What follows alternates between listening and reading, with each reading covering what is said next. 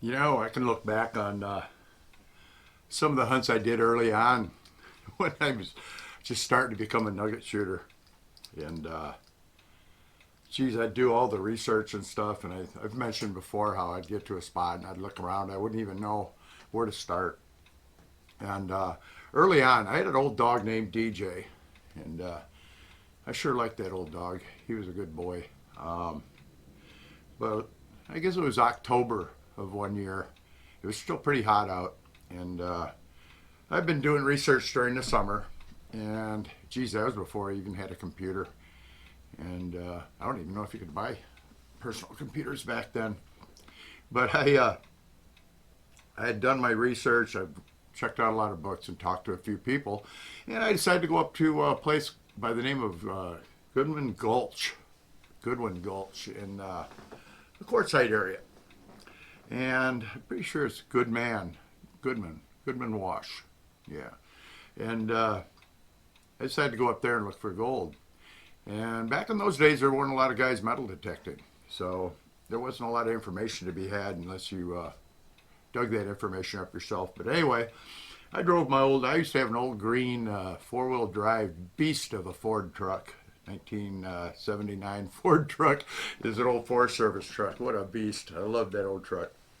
So we packed that truck up and we headed for Quartzsite, me and the dog.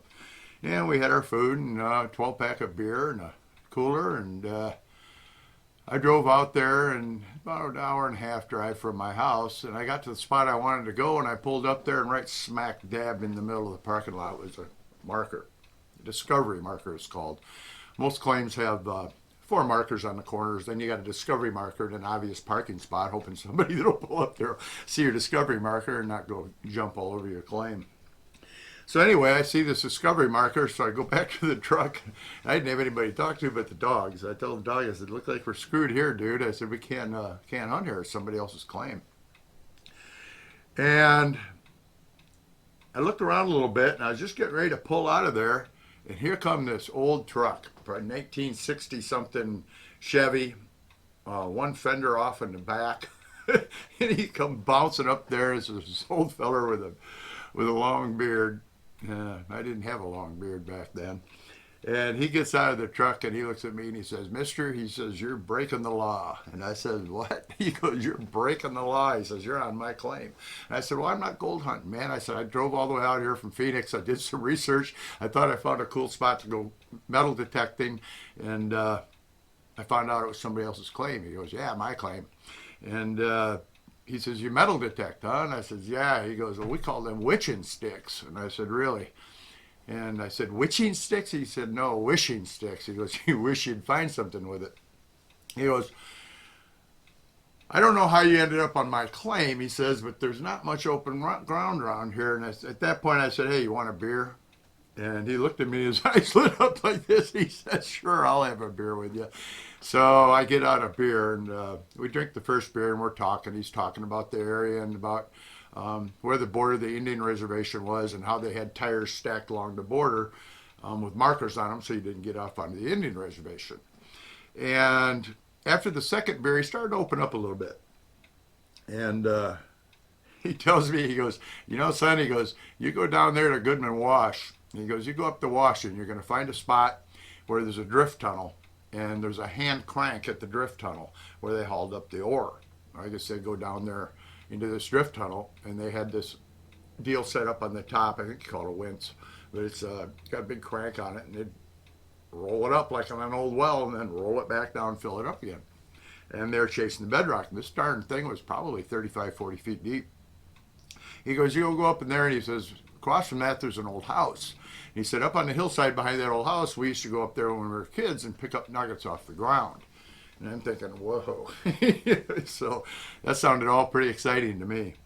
So we had a couple more beers, and off he went bouncing down the road, and off I went the other way. Well, I got over there, and it was already pretty late in the day, so we just kind of went up and checked the washout a little bit, and didn't find much, and came back down. And on the way back down, I found a little nugget, and then I found another little nugget, and there was a lot of trash down low there. And it was getting late, like I said, so we went back to camp and had something to eat. And you got to be really careful down there back in those days. There was drift tunnels, and when these guys left these claims, all they did was throw a couple pieces of plywood over the top of these drift tunnels and throw rocks on top. And man, if you weren't careful back then, step on one of those, go down one of those holes, you're in a lot of trouble. Now the BLM has since fenced a lot of those off and filled a lot of them in. So anyway, next morning comes and I have a little bit of breakfast and I go up this hill. And I'm walking up the hill and I dig nothing but a few pieces of trash on the way up, where I got the little nuggets. And then I got up and it just got suddenly quiet. And you could see they had quit dry washing there. And I'm thinking, well, geez, you know. So anyway, I started going up above where the last dry washer pile was. And I got a target. And I dug it up and it was a nugget. And I walked a little farther, got another target, another nugget, another target, another nugget, another target, another nugget. I couldn't believe it. I'd never been in a spot like that where I was finding nugget after nugget after nugget like crazy like that. And as I walked up that gulch farther, I just kept finding more and more gold. No trash, just gold. The old timers hadn't even gone up there and worked. Now, whether they thought it wasn't worth it because there was just some chunks here and there, or what the deal was, I have no clue. So I walked up this wash, and in that weekend, I can't remember exactly how many nuggets it was, but it was, geez, 20, 30 or more nuggets I got in that weekend. Some of them are pretty darn nice. And I'll never forget that. It was my first handful of nuggets, the first place where I ever got a full handful where I could look in my hand and go, I found all these. And the weirdest part about that area was is I got tired, and there was a big rock set in there. I don't know, it was shaped kind of like a saddle, you know, like a horse saddle or something. And there's this big rock sitting there. And I had my peanut butter and jelly sandwich with me, and I went over there and I sat down on that rock with my canteen, and I was going to eat my sandwich. I took the first bite out of the sandwich, tossed a little piece of crust to the dog, and I looked down, and right beside me on that rock was a nugget. I kid you not, laying right on top of the rock.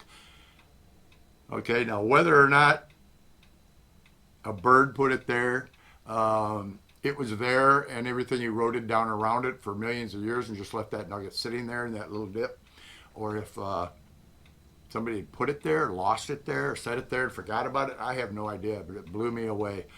And I wish we'd had digital cameras back then. I'd have got a lot more pictures, because I didn't take a lot of pictures back then. But anyway, it's just sometimes all the research in the world doesn't do you any good, and you get out to a spot and you get lucky like I did on that trip. But I learned a lot on that trip, and I learned where to look for gold at the Quartzsite area, and that led to me in the future finding a lot more spots out there and some pretty darn good nuggets. And I'll tell some more stories about this stuff at a later time. And I've just had a few people ask for some stories about some of my earlier exploits, and I thought I'd share a couple with you. So, I guess that's it for this one. Got a couple more up my sleeve that I'll talk about. I never really thought about telling some of the stories from the old days. Some of them are a real hoot. I look back on it. Some of the people I met, some of the friends I made along the way, some of the people that taught me so much, like Richard Delahanty from Indio, California. We called him RD. One of my favorite people in the whole world.